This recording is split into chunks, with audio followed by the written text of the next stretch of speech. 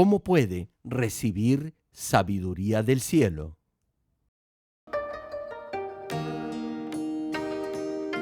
En cambio, la sabiduría que desciende del cielo es ante todo pura y además pacífica, bondadosa, dócil, llena de compasión y de buenos frutos, imparcial y sincera.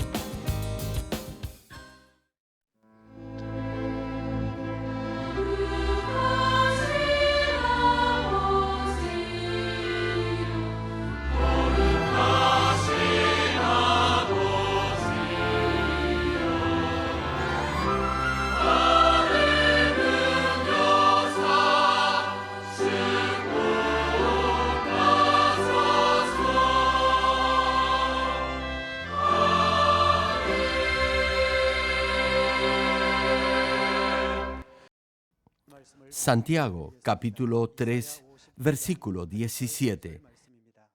En cambio, la sabiduría que desciende del cielo es ante todo pura y además pacífica, bondadosa, dócil, llena de compasión y de buenos frutos, imparcial y sincera.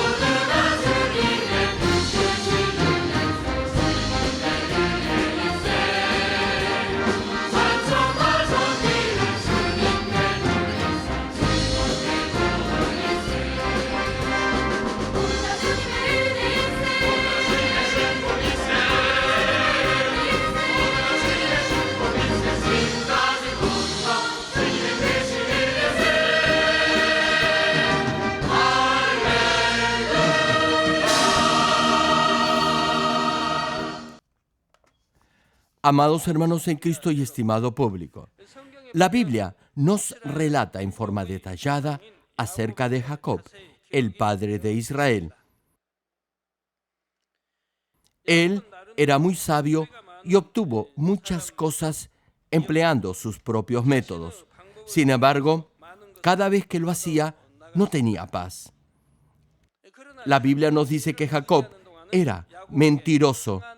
Su mismo nombre significaba engañador. Hermano, si alguien es mentiroso, será igualmente astuto y hábil. En Génesis capítulo 3, versículo 1, podemos leer de la astuta serpiente. Los que son astutos generalmente son también inteligentes. Volviendo a Jacob, su hermano Esaú quería matarlo porque Jacob le había robado la bendición de la primogenitura y por eso tuvo que huir de la casa de sus padres. Ahora bien, su madre lo había ayudado para lograr ese objetivo. Jacob vivió por 20 años en otra tierra y no pudo ni aún estar al lado de su madre cuando murió. Isaac vivió más años, pero su esposa, Rebeca, murió sin poder ver a su hijo menor Jacob. Ahora bien, Jacob tuvo que trabajar muy duro de día y de noche, en invierno y en verano, y pasó por diversas circunstancias adversas al ser tratado también en forma injusta. Hubo ocasiones en las que trabajó y no recibió paga alguna. Incluso al recibir su paga, su tío lo engañaba y le cambiaba el salario hasta 10 veces.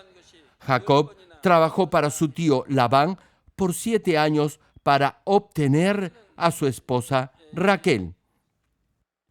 ¿Se imaginan, hermanos? Solo para conseguir a su esposa, él sirvió a Labán por 7 años. A ver, hermanos varones, ¿cuántos de ustedes trabajarían solo un año por su actual esposa? ¿Qué pasa, hermanos? No escucho ni un amén.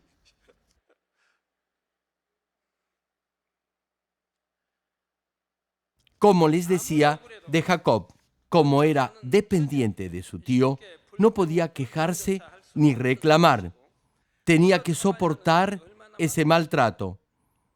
Además de eso, sus primos tampoco lo querían. Bueno, el asunto es que después de muchas complicaciones, Jacob pudo salir de la tutela de Labán y regresar a su familia.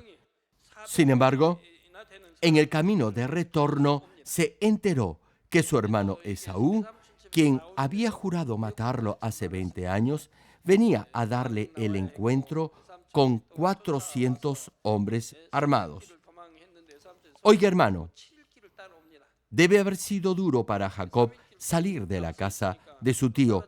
Tuvo que huir y su tío lo persiguió cuando se enteró que Jacob había huido. Y le tomó muchos días porque Jacob tuvo que llevarse a toda su parentela y ganado. Jacob estaba en una situación donde podía perder todo lo que había ganado producto de su inteligencia y de años de duro trabajo. Me refiero, podía perder todas sus posesiones, toda su familia e incluso podía perder su vida.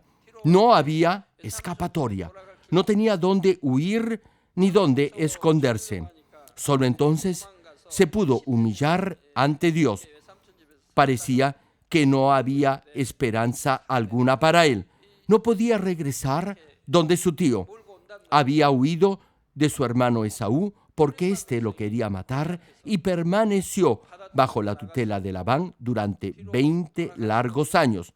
Ahora su hermano le venía a dar el encuentro con 400 hombres armados. ¿Saben qué me recuerda este pasaje? A cuando el pueblo de Israel salió de Egipto a la tierra prometida y el ejército egipcio los perseguía y llegaron al Mar Rojo. Es decir, no había salida alguna para ellos. Volviendo a Jacob, para aferrarse a Dios, Jacob desistió de seguir sus propios métodos, su propia inteligencia y su propio criterio. En ese momento se abandonó a Dios y se humilló completamente ante el Eterno. ¿Alguna vez ha orado de esta manera? ¿De la manera como Jacob oró a Dios? Le pregunto, ¿usted cree que Dios no le respondería si ora así? Tal vez alguno diga que esta noche va a orar clamando a Dios y de rodillas, y al día siguiente, si Dios no le responde, dejará de hacerlo. Eso no funciona así, hermano. Jacob, al momento de orar, derribó todo argumento que se oponía a Dios, quebrantó todo su ser, se despojó de su yo, de su egoísmo y de sí mismo. Su sabiduría, inteligencia, todo eso lo dejó de lado.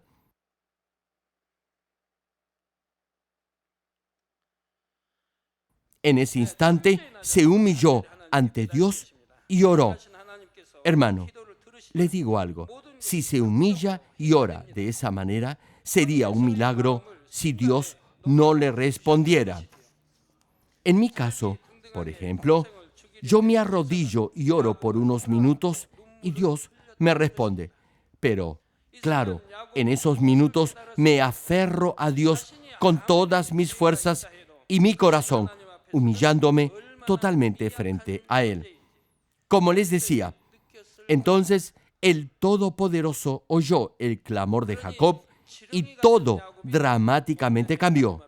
Dios, en un instante, tocó el corazón de su hermano Esaú. Hermano, no se olvide que Esaú venía con la intención de matar a Jacob, pero en vez de ello, lo abrazó llorando de emoción. ¿Qué creen que sintió o pensó Jacob en ese momento? No importa lo inteligente y capaz que hasta ese instante se había considerado, ante ese Dios todopoderoso se sintió como un gusano. Por eso llegó a ser como un gusanillo al humillarse completamente ante Dios. Dios llamó a Jacob engañador, pero ahora lo llama gusanillo, y lo hace porque le agradó la forma en la que se humilló ante él. Una pregunta: ¿cuántos quieren que Dios los llame también gusanillo? Alguien diga amén. Piensen en el significado espiritual de por qué Dios llamó a Jacob gusanillo. Antes que Jacob cayera de rodillas ante Dios, él era obstinado, terco y orgulloso. Además, era astuto y mentiroso. Así era Jacob. Sin embargo, luego que se postrara ante Dios y se quebrantara totalmente, cambió y Dios lo pudo llamar gusanillo. ¿Saben por qué? Piense un poco. ¿Acaso un gusanillo puede ser arrogante u orgulloso? ¿Tiene acaso huesos como para sostenerse erguido? No, no los tiene. Cuando llueve, los gusanitos salen a la superficie y la gente, al pasar, los pisa. ¿Y qué dicen ellos? Nada, tan solo se dejan pisar y mueren. Espiritualmente, eso simboliza a alguien que ya no es obstinado, que no insiste en su propia opinión ni criterio. De esa manera, la inteligencia, astucia y orgullo de Jacob fueron quebrantados, y así llegó a ser alguien quien pudo decir amén a todo lo que venía de Dios. Fue totalmente transformado. Algunos han pasado por esa misma experiencia que tuvo Jacob. Antes de conocer al Dios vivo, tenían una buena profesión, habían logrado éxito en el mundo y no tenían temor ni preocupaciones. No obstante, en un instante todo eso se derrumbó. Tuvieron que enfrentar una crisis que no podían superar y de la que no había escapatoria alguna. Tal vez ha sido un accidente, una enfermedad terminal, la quiebra de su negocio o un grave problema familiar. Sea cual fuere ese problema, si se humilla ante Dios y se despoja de todo orgullo y autosuficiencia, Dios lo podrá ayudar. Aun si en sus propias fuerzas no hay salida alguna, el Dios Todopoderoso, su Dios, mi hermano, podrá resolver toda dificultad. ¿Cuántos lo creen? Entre ustedes hay muchos que pueden dar testimonio de ello. Si confían en Dios, Él lo hará. Sea algo sin importancia como algo trascendental en su vida, espero que confíen en la sabiduría de Dios y no en su propio criterio. Oro en el nombre del Señor Jesucristo para que, al hacerlo así, todos los que lo rodean puedan glorificar a Dios a través de su testimonio. Estimado público, en la última prédica les compartí la primera característica de la sabiduría del cielo, y esta es que debe ser pura. La sabiduría de Dios va más allá del conocimiento humano y es muy diferente a la sabiduría del mundo. La sabiduría de Dios solo se alcanza a través de lo que es bueno, y para lograrlo deberá tener un corazón puro y santificado. En tanto tenga maldad en su corazón, no podrá tener esa sabiduría que es pura, y sin esa santidad no le será fácil practicar la palabra de Dios. En este mundo se dice que el ser astuto y malicioso es ser sabio e inteligente. Sin embargo, Dios dice que eso es necedad. Dios no podrá proteger lo que usted obtenga producto de esa sabiduría maliciosa, por lo que en cualquier momento podrá desaparecer. Desde luego, exteriormente, a veces parecerá que los malvados viven en paz y prosperidad. No obstante, aun cuando sus vidas aparenten ser confortables exteriormente, sus corazones estarán en permanente agonía. Incluso si algunos han vivido en paz toda su vida, lo más importante es cómo terminan su existencia en este mundo. Cuando se decida si van al cielo o al infierno, se verá si han sido realmente sabios en su vida o han sido necios y tontos. Incluso los que han disfrutado de abundancia por 70 u 80 años, si van al eterno sufrimiento del infierno, habrán vivido una vida necia y vana. Digamos que alguien ha sido próspero por 70 u 80 años. Si no ha vivido una vida consagrada a Dios, pasará el resto de la eternidad en el infierno. Por eso será un necio y tonto. Lo que les digo es cierto y de seguro que se llevará a cabo. La Biblia dice que habrá un juicio final. Así que, por favor, hermanos, obedezcan la palabra de Dios. La palabra es Dios y Dios está vivo y está obrando en este mundo. Si usted cree en su palabra y la obedece, Dios obrará en su vida. Cuando la lujuria se concibe, da a luz el pecado, y si continúa pecando, eso lo llevará al infierno. Pero, aun cuando yo les predico esto, hay muchos que no me escuchan. Si usted oye esta palabra, debería arrepentirse de todo corazón y corregir su forma de vida. Si tuviera fe, aún del tamaño de un grano de mostaza, se determinaría a cambiar. ¿Cómo sabrá que puede ir al infierno? Si es sabio, escogerá el camino de vida, la senda correcta. Pero si es necio y tonto, elegirá la senda que lleva a la perdición. Por eso, el Salmo 37, versículo 10, menciona: pronto los perversos desaparecerán. Por más que los busques, no los encontrarás. Hermanos, espero que todos lleguen a tener discernimiento espiritual para que busquen las cosas eternas y no las temporales de este mundo que pasan y no son eternas. Los animo a que siempre tengan presente lo vano que es usar la sabiduría del mal a fin de obtener ganancias perecibles en esta tierra.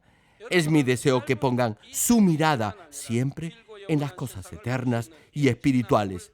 Por favor, no pongan sus ojos en lo temporal de este mundo, que es vano y pasajero, ni sean sabios para hacer el mal, buscando su propio beneficio. Damas y caballeros, en segundo lugar, la sabiduría que viene del cielo es pacífica.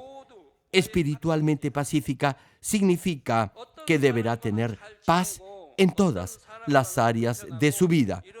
Por ejemplo, si está en buenos términos con algunos y con otros ni se habla, eso no será tener paz.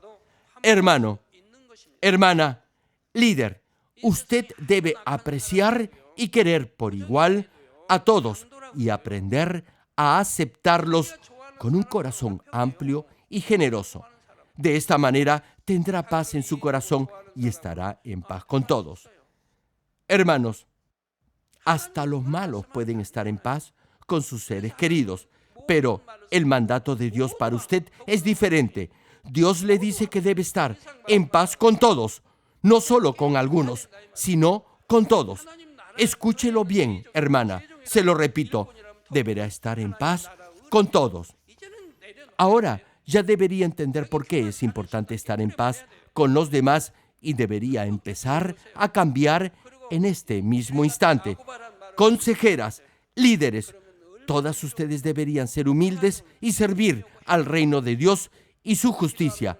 Deberían derribar todo ese orgullo y altanería que las está carcomiendo. Despójense de toda esa lacra y sean sencillas y humildes como un gusanito. Entonces tendrán paz y gozo del cielo. Dios oirá y responderá a sus oraciones. Y además, los demás las amarán y apreciarán porque estarán llenas de bondad, amabilidad y amor. Hermano, hermana, usted puede estar en paz con sus otros hermanos y hermanas, y Dios le manda que debe hacerlo. Incluso si los otros no son sinceros, aun si no tienen un buen corazón, incluso si son mentirosos, aún así deberá buscar la forma para estar en paz con ellos. Tal vez se pregunte, ¿por qué estar en paz con todos es tener sabiduría? Fácilmente podrá entender eso si lee un poco de historia. Muchos personajes en la historia de la humanidad han sido muy inteligentes y han tenido una gran capacidad, pero tuvieron un mal fin por no saber estar en paz con los demás. Por ejemplo, hubo un personaje durante el tiempo en que reinaban las dinastías aquí, en Corea. Este personaje tuvo la iniciativa de promover ciertas reformas en el país. Deseaba erradicar la corrupción en la política y hacer de esta nación un país fuerte y rico. Es decir, deseaba llegar a una equitativa distribución de la riqueza y así eliminar la pobreza. Como este funcionario era bueno y tenía esa pasión por servir al país, el rey al principio lo apoyó y el pueblo también lo respaldó y lo empezó a querer. Sin embargo, como sus ideas fueron muy progresistas para su tiempo, los demás ministros se opusieron a sus planes.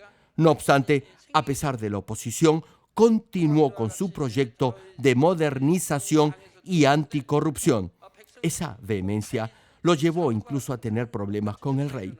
Reitero, en un inicio el rey apoyó estas reformas, pero luego hubo un acontecimiento que hizo cambiar al rey. Fue lo mismo que sucedió también entre Saúl y David. Y es que cuando el rey pasaba, el pueblo le hacía la reverencia de estilo, pero cuando pasaba este otro ministro, el pueblo lo aplaudía. En ese momento, el rey comenzó a tener celos de él. Al final, este ministro murió ejecutado. Repito, al final, la oposición lo acusó falsamente y fue ejecutado por esos falsos cargos. Si hubiera sido más prudente en su decisión de implementar ese proceso de cambio, podría haber visto su sueño hecho realidad. Pero este ministro era obstinado.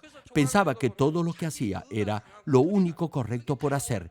Y en vez de buscar que los otros adoptaran su proyecto, trató de implantarlo a la fuerza y por eso se creó muchos enemigos.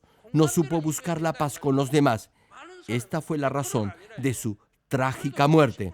Tenía buenas intenciones, una muy buena educación y asimismo una magnífica metodología para realizar su plan. Sin embargo, todo eso le resultó inútil. Por eso decimos que la verdadera sabiduría trae paz. Incluso hoy en día suceden casos similares. Por ejemplo, alguien puede destacar en su trabajo, pero no tiene una buena reputación con los demás.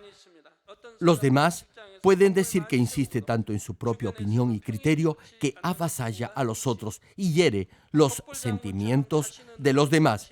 Esta clase de persona ignora las opiniones y sugerencias de los otros y hace todo a su manera. Tendrá conflictos con sus colaboradores, con el personal de otros departamentos, y esto hará que su capacidad se vea menoscabada. Los demás pensarán que es un elemento disociador. En resumen, aun cuando su capacidad produzca buenos resultados, si al final es alguien problemático, carecerá de verdadera sabiduría. Amados hermanos en Cristo, lo más importante para llevar a cabo la obra de Dios en este mundo es tener paz. Quizás usted sea muy inteligente y tenga muchas habilidades y talento. Sin embargo, será muy difícil que Dios lo use si permanentemente causa conflictos. Le pregunto, ¿cuál es el propósito de servir en la obra de Dios? Es para agradarle a Él. Tal vez usted se esfuerce y pueda lograr algunas cosas. No obstante, si causa problemas en ese proceso, no podrá complacer a Dios. Su servicio, en este caso concreto, no le será de recompensa alguna. Lo mismo se aplica en su comportamiento en el hogar, su trabajo, iglesia, negocio, etc. Por ejemplo, los hijos aman a sus padres, los obedecen y los respetan. Sin embargo, suponga que se odian y se pelean con sus hermanos. Los padres se sentirán mal por ello, a pesar que sus hijos les regalen cosas. De igual forma, para agradar a Dios es más importante ser un pacificador, es decir, transmitir paz a los demás, más que solamente trabajar bien en la iglesia. Otra razón por la que decimos que la sabiduría debe transmitir paz es porque será difícil experimentar el obrar de Dios en su vida si discute y tiene pleitos mientras sirve en la iglesia o en la obra de Dios. Si causa discusiones, Dios no podrá obrar en usted. No importa lo mucho que se esfuerce, no logrará buenos resultados. Satanás interferirá en su zona y todo esfuerzo será en vano. Incluso lo que ya había logrado se perderá. Hermano, hermana, en Dios todo es posible. ¿Cuántos lo creen? No obstante, si usted como líder le abre la puerta a Satanás, las cosas no le irán bien. Cuando hay peleas y discusiones, Dios se alejará de usted y el enemigo entrará. Esto se aplica en todas las áreas de su vida: hogar, familia, iglesia, liderazgo, trabajo, negocio, etc. Sí, hermanos, son ustedes los que planean las actividades y llevan a cabo la obra, pero es Dios quien va a hacer que produzcan fruto. Repito, si usted causa problemas, provoca discusiones, eso significará que le está abriendo la puerta a Satanás. Entonces, Dios ya no podrá obrar. En esta situación, aun si se esfuerza, no podrá manifestar frutos. Por eso, hay muchos líderes que tienen conflictos y problemas con los hermanos de sus células porque no tienen paz en sus corazones. Por ejemplo, alguien tiene talento y pasión para servir en la obra de Dios. Sin embargo, cuando el pastor le asigna una labor, siempre se presenta alguna dificultad. Esa persona insiste en imponer su propia opinión. Incluso en ese proceso podrá herir los sentimientos de otros y pensará que está haciendo lo correcto. No obstante, si continúa así, al final los demás dirán que es difícil colaborar con ese hermano o hermana y el pastor ya no le podrá encomendar otra tarea. Por cierto, en algunas ocasiones, el pastor continuará dándoles oportunidades, asignándoles alguna labor a fin que puedan vivir una vida cristiana en fe y con cierto entusiasmo. Sin embargo, incluso si esa persona realiza la labor encomendada, por el carácter que tiene, eso no le significará mucha recompensa. Si se queja de los demás y los hiere, incluso su recompensa podría disminuir. Por eso, hermano, estar en paz con los demás es tener sabiduría para realizar la obra de Dios. Hermano, si escucha con atención esta serie de mensajes, podrá comprender por qué tener paz es tener sabiduría. Tal vez usted no tenga muchas habilidades, pero si tiene paz, Dios desarrollará sus talentos y hará que produzca mucho fruto.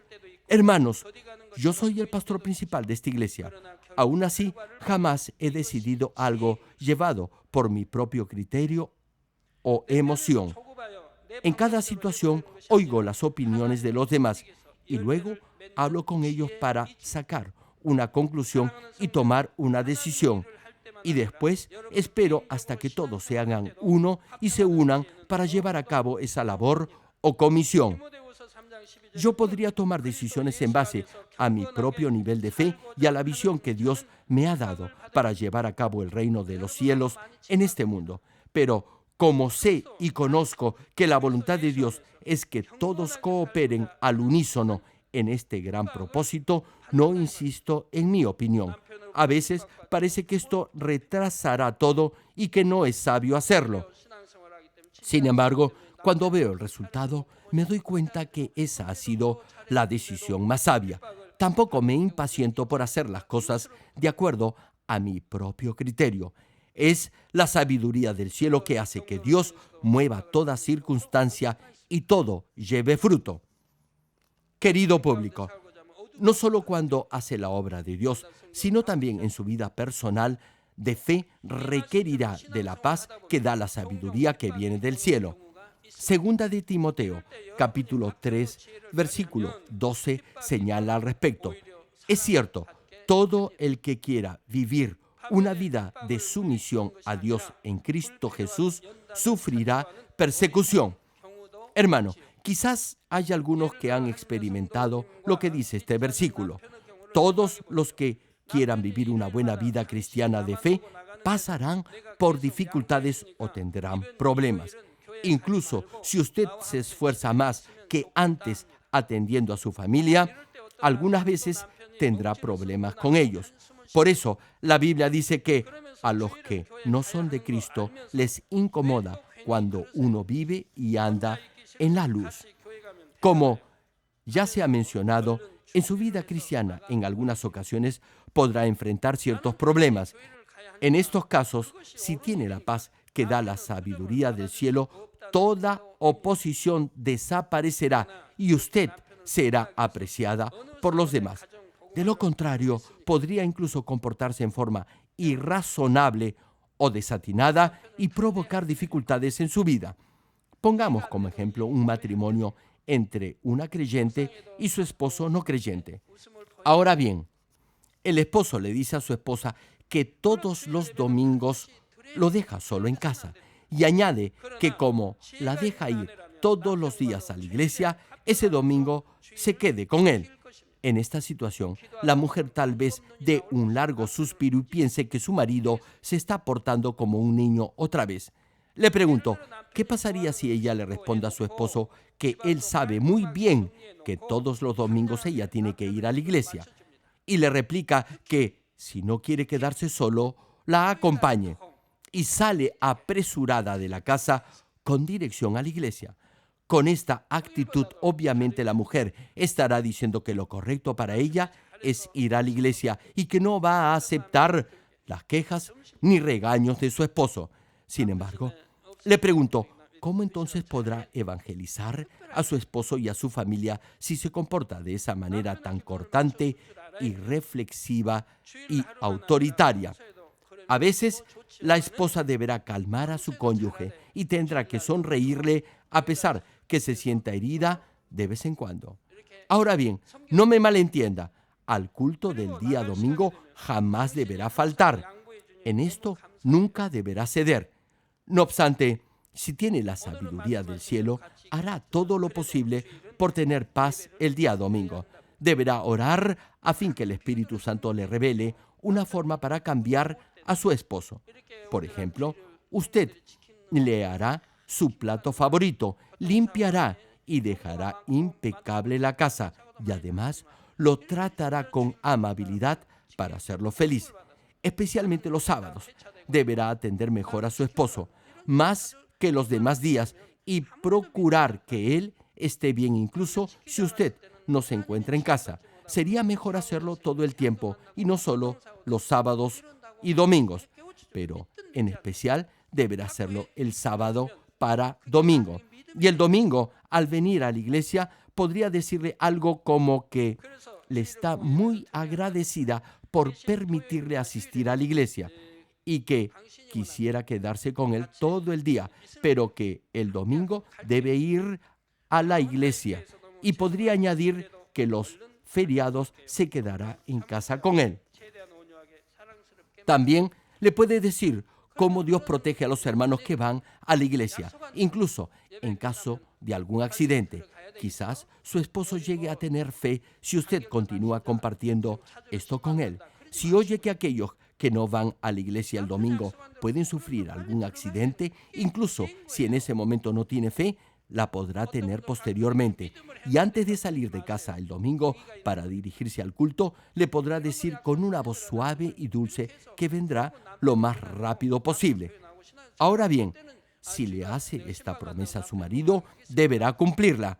No vaya a otro lugar con otros hermanos luego que finalice el servicio.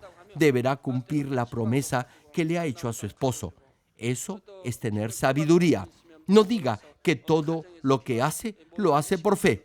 Si cumple su promesa y atiende a su esposo, al final él vendrá con usted a la iglesia. Y una vez que ya sea cristiano, le pregunto, ¿cree usted que se opondrá a que vaya a visitar a otros hermanos para fortalecerlos en la fe? Si su esposo la comprende, la dejará ir, pero nunca deberá incomodar a su marido si no la entiende. Ahora bien, lo que les acabo de mencionar es solo un marco referencial. No necesariamente deberá hacerlo al pie de la letra. Hermana, si en verdad ama a su esposo y desea vivir en paz con él, en ese momento el Espíritu Santo le hará conocer las palabras más apropiadas que deberá decir para mantener la paz en su hogar. De esta manera, si es una pacificadora y obra de acuerdo a la dirección del Espíritu Santo, podrá evangelizar a toda su familia rápidamente. Y no solo su esposo estará complacido con usted, sino, lo más importante, Dios también lo estará. ¿Cuántas hermanas dicen amén? Les voy a dar otro ejemplo de lo que puede suceder en un matrimonio. El esposo no deja que su esposa venga a la iglesia y le dice que escoja entre Dios y él. Entonces, la mujer piensa que no debe complacer al hombre, sino a Dios, y le replica que Satanás lo está controlando y que, si sigue por ese camino, irá al infierno, y comienza a echar fuera a Satanás de la mente de su esposo. Le pregunto, mujer, ¿usted cree que su esposo aceptará lo que está diciendo si ni siquiera sabe lo que es el mundo espiritual? Y si le dice que lo va a dejar porque nunca podría abandonar a Dios, eso enojaría más a su marido. Le pregunto, hermana, se supone que usted debe calmar a su esposo, pero lo que está haciendo es añadir más leña al fuego en vez de apagar el incendio.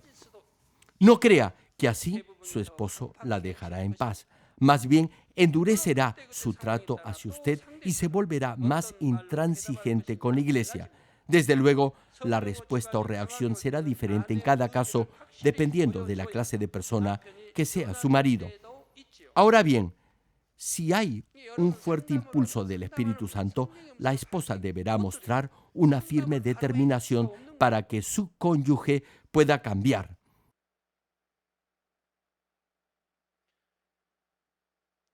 Hermanos, todos los consejeros y líderes deberían poder oír la voz del Espíritu Santo para dar consejería a los demás hermanos y hermanas. Sin embargo, la mayoría de las veces la mujer es la que tiene que calmar al marido con palabras suaves y gentiles. Proverbios capítulo 15, versículo 1 nos dice al respecto: la respuesta apacible desvía el enojo, pero las palabras ásperas encienden los ánimos. Hermano, le pregunto, ¿qué sucedería si la esposa le dice al marido muy suavemente que no puede abandonar a Dios, pero tampoco lo puede abandonar a él? Y le añade que debería haberle servido y atendido mejor. Agrega que si está haciendo algo que lo molesta o incomoda, lo dejará de hacer y le pide que vivan felices y que vayan juntos al cielo. Si es sabia, usted le hablará a su esposo de la iglesia y le dirá que su pastor lo primero que les dice a las hermanas es que deben servir y atender con mucho amor a sus esposos. Le pregunto, ¿acaso eso no le agradará a su esposo?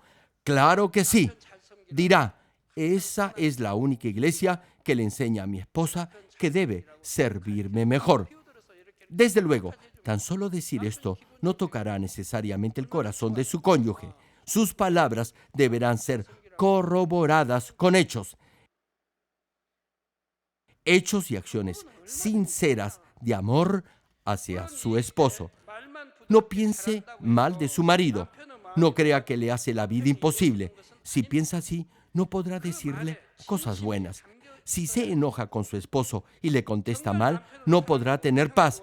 Y si trata de decir algo que no siente de verdad en su corazón, sus palabras no serán sinceras y su cónyuge lo notará. Incluso si procura calmarlo hablando suavemente, no podrá tocar su corazón. Si primero cambia su corazón, entonces tendrá el poder para impactar el corazón de los demás con la bondad que emana de un corazón sincero, incluso si los otros actúan con maldad. Termino el mensaje. Amados hermanos en Cristo y estimado público, entre las características de la sabiduría que viene del cielo, hoy hemos visto la paz. Hermanos, la paz es muy importante no solo para obtener buenos resultados en ciertos trabajos o labores, sino incluso para lograr alcanzar una mejor morada en el reino de los cielos. Ustedes ya saben el pasaje de Hebreos capítulo 12, versículo 14, que dice que solo los que viven en paz con los demás y que llevan una vida santa podrán ver a Dios. Si tiene paz en su corazón, esta palabra ya la habrá cultivado en su interior. Hermano, debe memorizar este versículo de Hebreos y grabarlo en su corazón. Debe ponerlo en práctica en su vida diaria. Me pregunto, ¿de qué le sirve solo oírlo? Ya les he explicado qué significa no poder ver al Señor en el cielo. Si no llega a una mejor morada que el tercer reino de los cielos, no podrá ver al Señor. Es lo mismo en este mundo. Si no incluye al Señor en todos sus asuntos, nada en su vida prosperará, ni sus oraciones serán respondidas. Hermano, si no está en paz con los demás, le pregunto, ¿cómo cree usted que podrá tener paz con Dios? Hermano, si no obedece la palabra de Dios, no tendrá paz con Dios. Le digo algo, es imposible que prospere si no está en paz con Dios, con el Señor y con el Espíritu Santo. Y además será muy difícil que Dios responda a sus oraciones. También le será muy complicado crecer espiritualmente y vivir en santidad. Por eso, muchos no han cambiado o han cambiado muy poco en sus 10, 15 o más años de vida cristiana. En la medida en que se esfuerce por vivir en paz con otros, deberá tener cuidado con algo. Se los explicaré más detalladamente en la siguiente prédica, pero les adelanto eso. Jamás deberá comprometer sus principios cristianos solo por mantener la paz con otro hermano o hermana. Como en el caso anterior del matrimonio, si por ejemplo no consagra el día domingo al Señor, solo por quedarse en casa y atender a su cónyuge debido a que la critica porque desea venir a la iglesia, eso no es mantener la paz con su prójimo. Eso es comprometer sus principios cristianos. Creer que va a mantener la paz de esa forma no es sabio, sino más bien es algo absurdo y necio. Hermana, la verdad es que quiere mantener la paz con su esposo, rompiendo la paz con Dios. ¿Cree usted que eso va a agradar a Dios? Esa es una trampa de Satanás. Por eso, nunca deberá comprometer sus principios cristianos. ¿Recuerda? Cuando Daniel no cedió en sus principios, fue lanzado a la cueva de los leones. Sin embargo, más tarde recibió una gran bendición. Lo mismo sucedió con sus 3 amigos. No se comprometieron con el mundo para no romper su comunión con Dios. Hermanos, tenemos los 10 mandamientos. Le pregunto, ¿cuántos de ustedes los guardan? ¿Cuántos de ustedes no ceden en sus principios, sea por presión familiar o por la tentación que viene del mundo? Si es así, déjeme decirle que usted no tendrá paz con Dios, no tendrá comunión con el Todopoderoso. Usted estará prefiriendo ir al infierno con su cónyuge que ir al cielo con Dios. Hermano, hermana, escúchelo bien. Lo primero que debe hacer es tener paz con Dios y no con el hombre. Si peca o si hace algo con maldad, entonces no podrá estar en paz con Dios. No obstante, si cultiva su corazón, si desea alcanzar la santidad y quiere estar en perfecta paz con Dios, tendrá paz igualmente con su prójimo. Por eso, Proverbios capítulo 16, versículo 7, señala en esta versión actualizada de la Biblia: cuando la vida de alguien agrada al Señor, hasta sus enemigos están en paz con él. Es decir, cuando los caminos, esto es, la conducta diaria de alguien, es grata a Dios, Él hará que hasta sus enemigos estén en paz con Él. Hermana, su esposo no es su enemigo. Usted es la que debe cambiar, debe examinar su vida y asumir la responsabilidad de sus actos. Esto también va para los esposos. Espero que todos lleguen a tener esa paz tanto con Dios como con su prójimo. Oro en el nombre del Señor Jesucristo para que al esforzarse viviendo en paz con los demás, adquiera esta sabiduría que viene del cielo y así Dios lo pueda bendecir todos los días de su vida en este mundo.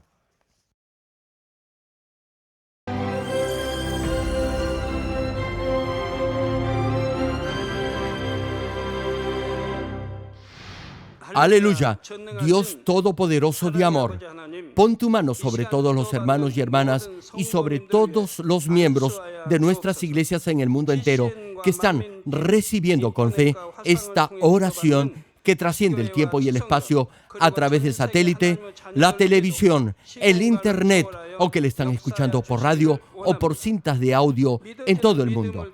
Pon fe en sus corazones para que puedan creer en ti y se despojen de todo pensamiento negativo y toda duda.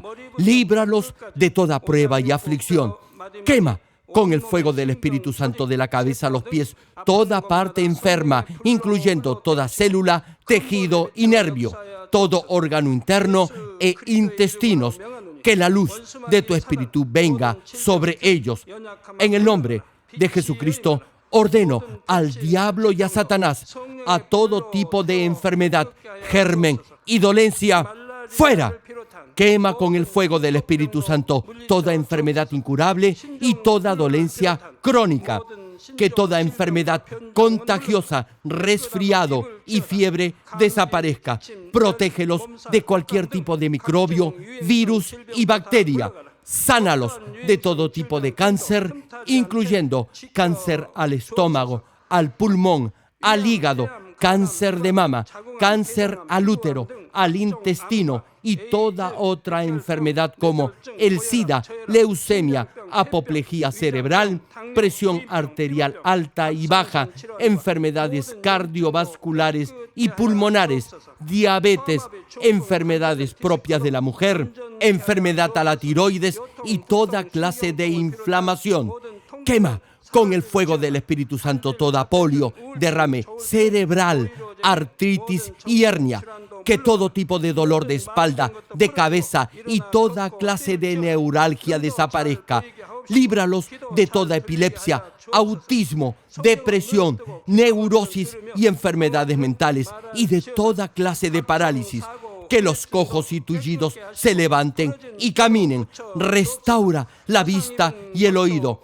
Que los ciegos abran sus ojos, los sordos vuelvan a oír y que los mudos empiecen a hablar. Líbralos de todo tipo de accidente. Restaura los huesos rotos. Sana toda quemadura. Líbralos de toda adicción a las drogas. Regenera los nervios, tejidos y células muertas. Revive a los muertos. Bendice a los que no pueden tener hijos. En el nombre del Señor Jesucristo, ordeno al diablo y a Satanás, al príncipe de la potestad del aire y a toda fuerza del mal, ¡fuera!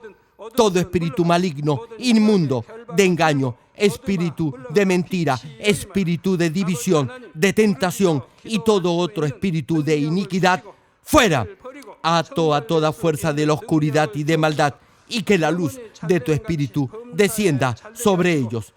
Padre, fortalécelos para clamar en oración y dales poder para desechar todo pecado y llegar a la santidad. Que tengan salud, que sus almas prosperen y que sus familias sean evangelizadas y vengan al Señor. Protégelos de todo tipo de accidente y bendícelos para que tengan una vida de éxito y prosperen todo. Guarda y protege a todos tus hijos y sus hogares, centros de trabajo y negocios con el muro de fuego del Espíritu Santo, con tus huestes celestiales y tus ángeles y con tus ojos que son como llamas de fuego. Da a los estudiantes sabiduría y perseverancia y pon en sus corazones el anhelo de estudiar y progresar. Guarda sus corazones y pensamientos de todo lo mundano y siembra en ellos un ferviente amor por el Señor. Dios, bendice a tus hijos y que todo lo que hagan sea para gloria tuya. Gracias, Padre, por haber escuchado nuestra oración. Toda la gloria sea para ti. He orado en el nombre de nuestro Señor Jesucristo. 아멘.